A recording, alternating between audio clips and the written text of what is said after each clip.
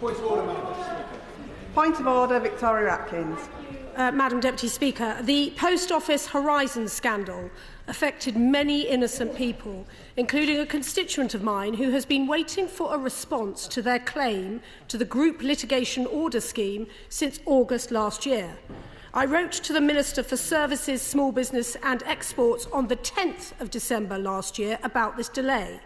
Despite chasing the Minister more than 10 times and being assured repeatedly that an answer was on its way, in fact the latest one was that I was to expect it by Easter, I still have no response to my letter and my constituent is still waiting. They cannot understand why they have received no answer from this government. How might we ensure an urgent response to my constituent on this very sensitive matter and also to those other Horizon victims who are also apparently experiencing delays with this scheme? I am grateful to the Right Honourable Member for giving notice of her point of order. I take it that she has notified the Minister that she intended to refer to him on the floor of the House. I am not responsible for ministerial replies to members' correspondence, but it is important that members receive timely replies, and I'm sure that the Treasury bench will have noted her remarks. Point of order, Madam Deputy Speaker. Point of order, Laurence Turner. Thank you, Madam Deputy Speaker. On a point of order, please can you advise me on the correct response to late notice of a constituency visit by another member?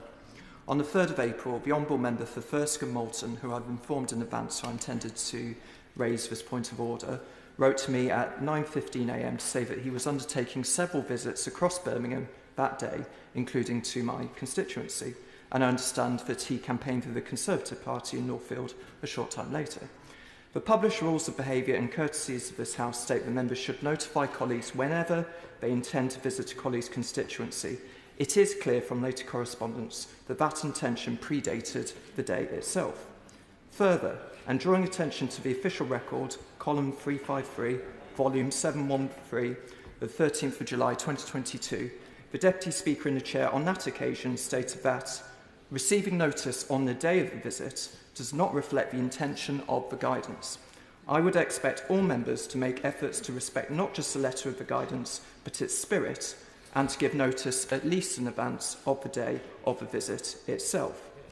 Can you please advise me on whether that expectation still stands, and, if it does, what steps we can take to ensure that members of the Shadow Cabinet extend that courtesy, including to other Birmingham MPs? Quite right.